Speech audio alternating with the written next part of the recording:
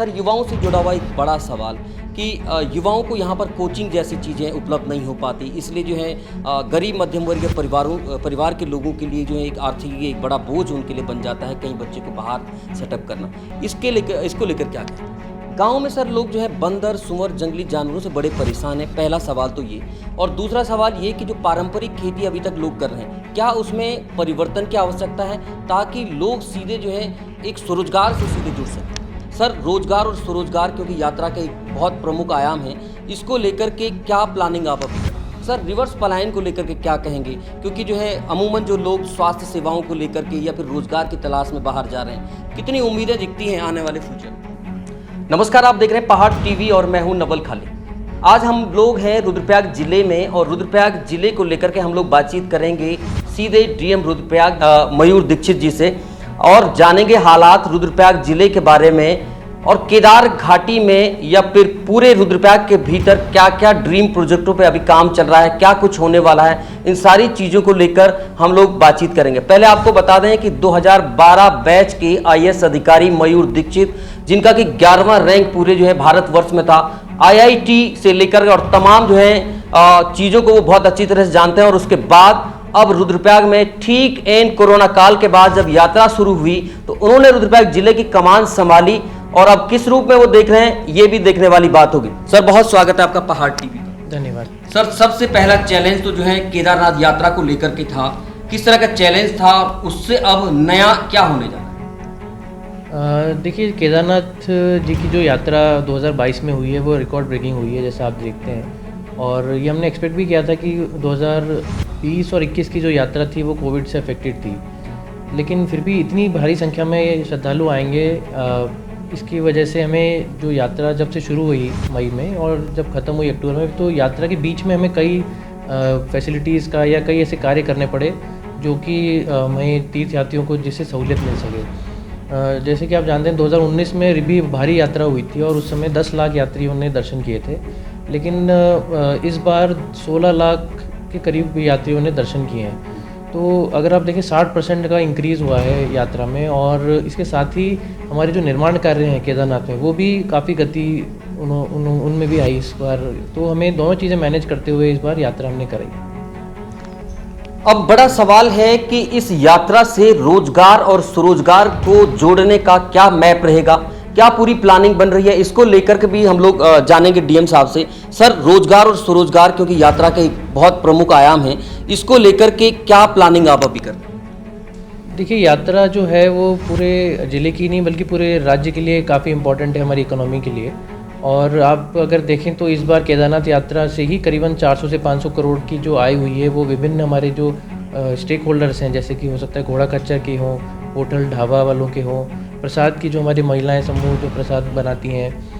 हमारे जो सफाई कर्मी लगे रहते हैं दिन रात, और कंस्ट्रक्शन का जो काम चलता है उसके संबंध में, जैसे कि हमारा ट्रैक रूट रिपेयर हो रहा है, रेलिंग रिपेयर हो रहा है, कई सारे टैक्सी ड्राइवर्स हैं जिनकी टैक्सी शटल हमारी चलती है, भले वो ऋषिकेश से चलती हो या फिर सोनप्रयाग गौरीकुंड के बीच में चलती हो। तो ऐसे कई ऐसे हमारे स्टेक होल्डर्स हैं, व्यापारी हैं जिनको डायरेक्टली यात्रा से फ़ायदा होता है। परंतु आने वाले समय में और ज़्यादा लोगों को यात्रा से कैसे जोड़ा जा सकता है, जैसे कि जो यात्री यहाँ पर केदारनाथ के लिए आते हैं उनको हम अन्य जो हमारे दर्शनीय स्थल हैं, जैसे ओंकारेश्वर मंदिर हो गए या चोपता साइड में हो गए या अन्य हमारे तीर्थ स्थल है, चिरबटिया है, पूरे जनपद में जहाँ जहाँ कार्तिक स्वामी का मंदिर है, तो ये सारे तीर्थ स्थलों पे भी अगर हम यात्रियों को एक सर्किट बना के मूव करा सकेंगे तो हमारे लोग जो केवल केदार वैली में जैसे यात्रा चलती है तो अन्य हमारी घाटियाँ भी यात्रा में जुड़ सकेंगी और वहाँ पे रहने वाले लोगों को भी फ़ायदा होगा। इसके साथ ही स्वयंसेवी समूह हमारे, जैसे कि जो भी प्रसाद मेकिंग में कार्य करते हैं, तो उनको भी हमने ये कहा है कि आपके लिए भी हम जो भी सपोर्ट राज्य सरकार से मिल सकता है उसको भी देने को और आगे बढ़ेंगे, और आने वाली यात्रा में उनकी पैकेजिंग, उनकी क्वालिटी को और कैसे बेहतर कर सकते हैं उस पर कार्य कर रहे हैं। तीसरा, जो सोवेनियर हम बनाते हैं, जैसे जो आप देखते हैं केदार भगवान की मूर्ति है मंदिर की या बद्रीनाथ जी की मूर्ति है, उसको भी और प्रचार प्रसार करेंगे। और भी लोकल जो प्रोडक्ट्स हैं यहाँ के, जो यहाँ पर जैसे चौलाई होती है, यहाँ पे कोई ऐसे औषधियाँ होती हैं, जड़ी बूटियाँ होती हैं, उनको भी हम स्टॉल लगा के उनका भी रोज़गार के साथ जोड़ने का प्रयास करेंगे। ऐसे कई ऐसे डेजिग्नेटेड पॉइंट्स हम बना रहे हैं यात्रा में अब, क्योंकि हाईवे भी हमारा ठीक हो गया है, कुछ और काम भी इस बार हो जाएगा। तो कई ऐसे पॉइंट्स हैं जहाँ पर हम लोगों को स्टॉल देकर, जगह देकर उनकी शॉप्स लगवा सकते हैं, जो कि यात्रा में डायरेक्टली लोगों से उनको अर्निंग हो सकती है। आने वाला समय कहीं ना कहीं पहाड़ों का है, क्योंकि जिस द्रुत गति से अभी वर्तमान में काम चल रहे हैं, चाहे वो तमाम तरह के ड्रीम प्रोजेक्ट हों या विकास के जो कार्य हों, तो ऐसा लगता है कहीं ना कहीं जो रिवर्स पलायन है वो जरूर होगा। सर, रिवर्स पलायन को लेकर के क्या कहेंगे, क्योंकि जो है अमूमन जो लोग स्वास्थ्य सेवाओं को लेकर के या फिर रोजगार की तलाश में बाहर जा रहे हैं, कितनी उम्मीदें दिखती हैं आने वाले फ्यूचर? अगर आप रुद्रप्रयाग जनपद की बात कर रहे हैं तो जिस तरह से यहाँ पे रोज़गार सृजन की जो संभावना है वो बढ़ी है, तो हम लोग खुद ये देखते हैं कि कई ऐसे युवा साथी हैं जो बाहर काम करते थे, वो पुनः यहाँ पर आके होम स्टे चला रहे हैं, अच्छे अच्छे होटल्स रेस्टोरेंट्स खोले उन्होंने। और आई थिंक हर हफ्ते ही कोई ना कोई ऐसा संपर्क में हमारे आता है जो कोई व्यक्ति जो कि ये कहता है कि जिसने भी इस बार यात्रा भी देखी और वो भली दिल्ली या अन्य बड़े शहरों में काम करते थे, और उन्होंने कहा कि हम क्यों ना अपने यहाँ पर आके भली चोपता साइड में, चिरबटिया में या केदार वैली में ही कोई अच्छा होटल, होम स्टे या फिर अपनी गाड़ी लेते हैं। जैसे वीरचंद सिंह गढ़वाली योजनाएं हैं, जो राज्य सरकार की कई योजनाएं, उसमें लाभ लेकर वो यहाँ पर हमारे जो पर्यटन का जो भविष्य है उसको सुधारने में लगे हैं। और अब चूँकि एक एडवेंचर का भी एक एस्पेक्ट जुड़ गया टूरिज़्म में, क्योंकि यहाँ पर स्पिरिचुअल टूरिज़्म तो है ही, लेकिन लोगों में अब जैसे राफ्टिंग है, एंगलिंग है, ट्रैकिंग है, हाइकिंग, टूर गाइड्स आदि कार्यों में भी लोगों की रुचि बढ़ रही है। तो निश्चित तौर पे हमारी रोड्स बेटर हो रही हैं, यहाँ पे स्वास्थ्य सुविधाएं आप देख रहे हैं कि पहले आज से 5-6 साल पहले देखें और आज देखें तो जिला अस्पताल है, हमारे CHC है, PHC है, निश्चित तौर पे भी काफ़ी कुछ और करने का स्कोप है, लेकिन हम उस सही डायरेक्शन में उसमें बढ़ रहे हैं। एजुकेशन सेक्टर में भी आप देखेंगे कि हमारे जो डिग्री कॉलेजेस हैं उनमें हम सुविधाएं बढ़ा रहे हैं। अभी हमने अगस्त मुनि डिग्री कॉलेज में काफ़ी सुविधाएं देने का प्रयास किया है, और हमारे जो स्कूल्स हैं उनको हम लोग बेहतर करने का प्रयास कर रहे हैं ताकि बच्चों को अच्छी शिक्षा यहाँ पर मिल सके। तो अगर हेल्थ, एजुकेशन और रोज़गार, ये तीनों चीज़ें होती हैं जिसकी वजह से मूलतः पलायन होता है, तो तीनों सेक्टर पे हम लोग कार्य कर रहे हैं, और आने वाले समय में हम देखेंगे कि रुद्रप्रयाग में जो पलायन है वो न के बराबर रहेगा। कहीं ना कहीं एक मॉडल जो डिस्ट्रिक्ट है उसके रूप में भी रुद्रप्रयाग बनने जा रहा है। अब सीधे सवाल है गांव से, क्योंकि अधिकतर जो आबादी है वो गांव में रहती है। गांव में सर लोग जो है बंदर, सुअर, जंगली जानवरों से बड़े परेशान हैं। पहला सवाल तो ये, और दूसरा सवाल ये कि जो पारंपरिक खेती अभी तक लोग कर रहे हैं, क्या उसमें परिवर्तन की आवश्यकता है ताकि लोग सीधे जो है एक स्वरोजगार से सीधे जुड़ सकें? आपने बिल्कुल ठीक कहा। देखिए, अभी जब भी हम भी गांव में विज़िट करते हैं तो सभी किसान आत्मनिर्भर रहना चाहते हैं, और काफ़ी मेहनती किसान हैं, महिलाएं हो, पुरुष हों, लेकिन ये जो बंदरों या सूअरों वाली समस्या है, इसको शीघ्र ही टैकल करना बहुत ज़रूरी है।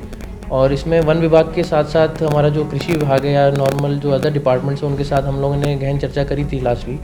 और जो भी अनुमन्य योजनाएं हैं, जैसे भले हम मनरेगा हो या फॉरेस्ट की कोई योजना हो, जहां हम अधिक से अधिक घेरबाड़ कर सकें, तो निश्चित तौर पे किसान को एक कॉन्फिडेंस रहता है कि उसका खेत सुरक्षित रहेगा, और फिर वो उसमें जी जान लगा के अपना इन्वेस्टमेंट हो, भले टाइम का हो या मनी का हो, लगा सकता है। तो सूअर रोधी दीवारों का हमने एक प्लान बनाया है, और अन्य जिले भी इस पर कार्य कर रहे हैं, ताकि जहाँ जहाँ से जंगली सूअरों का आगमन होता है या जहाँ से भी वो आते हैं खेतों को नष्ट करने के लिए, उसको हम लोग रोक सकें।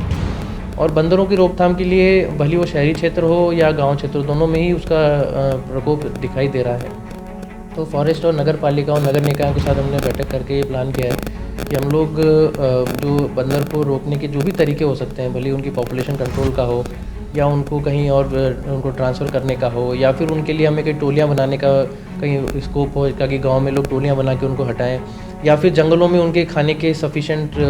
साधन उत्पन्न हो सके। तो इन सभी क्षेत्रों में हम कार्य कर रहे हैं, और माननीय मुख्यमंत्री जी द्वारा भी इसमें लगातार हमें डायरेक्शन दिए जा रहे हैं कि जो जंगली जानवरों की जो समस्या है उसको निराकरण के लिए सभी ठोस कदम उठाए जाएँ। ठोस कदम उठाए जाएं। सर, एक बड़ा सवाल इसी से जुड़ता हुआ है, चकबंदी को कितना कारगर मानते हैं पहाड़ी जो क्षेत्र हैं उनके? देखिए, चकबंदी थियोरेटिकली अगर आप देखें तो बहुत अच्छी चीज़ है, बिकॉज उससे सभी खेत साथ में हो जाएंगे, और इसमें विलिंगनेस बहुत ज़रूरी है विलेजर्स की, और कई जगह सैंपल के तौर पे पहाड़ों में चकबंदी शुरू भी हुई है। और आने वाले समय में अगर इसमें ठोस नीति अगर हम लोग के पास आ जाएगी और हमारे गांव के सभी लोग इसमें एग्री करेंगे, तो निश्चित तौर पे चकबंदी से फ़ायदा हो सकता है। चकबंदी से कहीं ना कहीं आने वाले समय में फ़ायदा होगा, और एक जो कृषक हैं उनको भी फ़ायदा मिलेगा। आपको बता दें कि DM रुद्रप्रयाग ने पहली बार पहल की कि वो बस यात्रा करके गांव में शिविर लगाएंगे और गांव की जो हालात हैं उनको भी जानेंगे। इसके अलावा जो तमाम जो विद्यालय हैं उनके भी उन्होंने निरीक्षण किए। उस दौरान देखा सर, युवाओं से जुड़ा हुआ एक बड़ा सवाल कि युवाओं को यहाँ पर कोचिंग जैसी चीज़ें उपलब्ध नहीं हो पाती, इसलिए जो है गरीब मध्यम वर्गीय परिवार के लोगों के लिए जो है एक आर्थिक एक बड़ा बोझ उनके लिए बन जाता है कहीं बच्चे को बाहर सेटअप करना। इसको लेकर क्या कहें? देखिए, कोचिंग जो है वो दो तरह की होती है, एक तो स्कूल एजुकेशन की, एक हायर एजुकेशन की। स्कूल एजुकेशन में हम एक प्रोजेक्ट यहाँ पर रन कर रहे हैं, प्रोजेक्ट संवर्धन, जिसमें कि हमारे जितने भी इंटर कॉलेजेस हैं उसमें हम धीरे धीरे ऑनलाइन एजुकेशन को बढ़ावा दे रहे हैं। क्योंकि आप ये देखेंगे कि कहीं ना कहीं किसी इंटर कॉलेज में किसी न किसी टीचर की कमी रहती है, और कुछ पेरेंट्स ये कभी नहीं चाहते कि उसका बच्चा जैसे अगर मैथ्स में पढ़ना चाहता है और मैथ्स टीचर नहीं है तो फिर वो कोशिश करते हैं कहीं चले जाएंगे या मूव कर जाएंगे। तो ऐसे आइडेंटिफाई करके स्कूल्स में हमने एक ट्यूटोरियल्स देना, ऑनलाइन एजुकेशन आदि का रन कर रहे हैं। इसके साथ ही जो हायर एजुकेशन है उसके लिए एक यहाँ पर सेंटर ऑफ एक्सीलेंस मुख्यालय में चलता है, जिसमें कि जो बच्चे प्रतियोगी परीक्षा में बैठना चाहते हैं उनको यहाँ पर पढ़ाने के लिए हम लोग सुविधाएं दे रहे हैं। और इसमें हमने अभी रिसेंटली 4 टीचर्स और रिक्रूट भी किए हैं, जो कि हमें जो हमारे अभी स्टेट एग्ज़ाम्स होते हैं, परीक्षाएँ होती हैं, उनकी तैयारी करा रहे हैं। तीसरा जो समस्या लोगों की आती है कि बच्चे काफ़ी होनहार हैं और उनको बस ये चाहिए कि उनके घर में या स्कूल में अच्छा इंटरनेट कनेक्शन मिल जाए, क्योंकि आजकल टैब्स हैं सब जगह, आप लैपटॉप्स, इंटरनेट है। तो अगर बच्चों को अच्छी इंटरनेट कनेक्टिविटी मिल जाए तो बच्चे खुद भी, कई ऐसे ऑनलाइन चैनल्स हैं, ऑनलाइन ऐप्स हैं जहाँ पर बच्चे खुद से पढ़ भी सकते हैं। तो इस बारे में भी हम फोकस करके डायरेक्ट काम कर रहे हैं, और 15 से 16 और ऐसी पॉकेट्स हमने आइडेंटिफाई किए हैं जहाँ पर इंटरनेट कनेक्टिविटी पुअर थी, तो BSNL के साथ मिलकर उनको बढ़ावा दे रहे हैं, और कई जगह जियो के साथ काम कर रहे हैं। कोशिश ये करें कि अगले 1 साल में हमारे जनपद में कोई भी ऐसा विलेज ना रहे जहाँ पर इंटरनेट सुविधा ना हो। अगर इंटरनेट अच्छा मिल जाएगा तो जो बच्चे हैं उनको एक सुविधा मिलती है कि वो यूट्यूब पे या अन्य जो भी चैनल्स आते हैं उस पर भी अपना पढ़ाई कर सकते हैं। और सर, अंतिम सवाल है, क्योंकि युवाओं से जुड़ा हुआ एक बड़ा सवाल है, क्योंकि कई जिलों में हम लोग घूमते हैं और वहाँ जाकर पता चलता है कि युवा स्वरोजगार तो करना चाहता है लेकिन उसे बैंक लोन नहीं दे पाते। तो क्या इस तरह की समस्या यहाँ पर भी है? अगर है तो उसके समाधान की क्या आगे जो है कार्य योजना है? देखिए, अधिकतर जो हमारी स्वरोजगार की योजना है उसमें कहीं ना कहीं एक बैंक कंपोनेंट रहता ही है। वो भली सब्सिडी से होता है, लोन होता है, सब्सिडाइज इंटरेस्ट रेट होती है,